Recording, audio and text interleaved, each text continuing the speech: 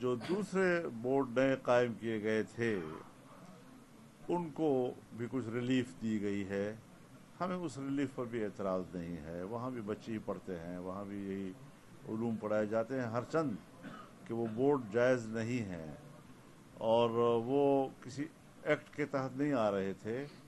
لیکن بہرحال سرکار نے بھی تو کچھ مدرسوں کو اپنے کنٹرول میں یا مدارس کو کنٹرول کرنے کے لیے کوئی لائن تو بنانی پڑے گی, تو وہ اس کو ایک سیاسی ہتھیار کے طور پہ استعمال کریں گے. زمین پر اس کی کوئی حقیقت نہیں ہے.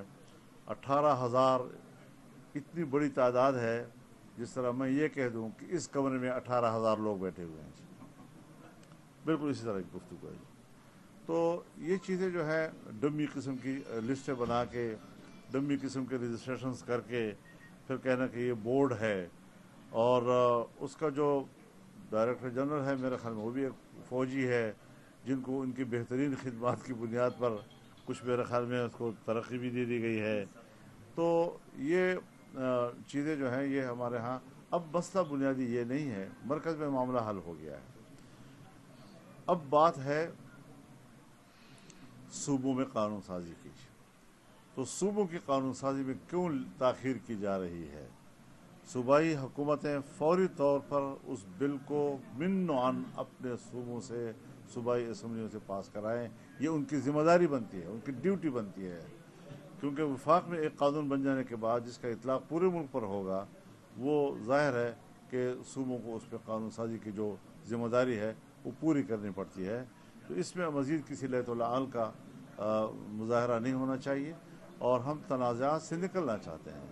آخر اسٹیبلشمنٹ ہو یا حکمران ہو, ان کو کیا شوق پڑا ہے کہ وہ ایک مذہبی طبقے کو ہر قیمت پر اپنے مقابلے میں کھڑا دیکھنا چاہتے ہیں؟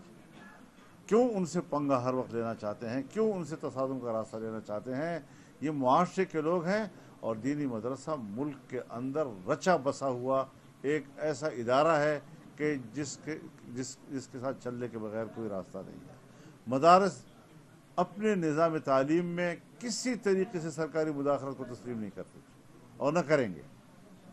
تو جس طرح دوسرے ادارے چل رہے ہیں آرام سے چل رہے ہیں, اسی سوسائٹی ایکٹ کے تحت سارے چل رہے ہیں, مدارس کو بھی چلنے دیا جائے اور صوبوں سے اس کی قانون سازی مکمل ہو جانی چاہیے.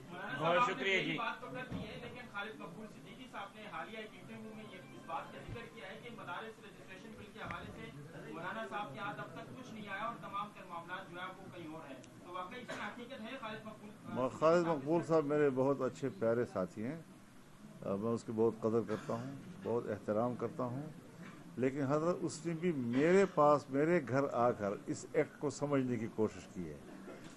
تو وہ وزیر تعلیم ضرور ہے, لیکن میرے گھر میں وہ زیر تعلیم ہے. بہت شکریہ جی, تھینک یو جی, تھینک یو جی, بہت شکریہ جی.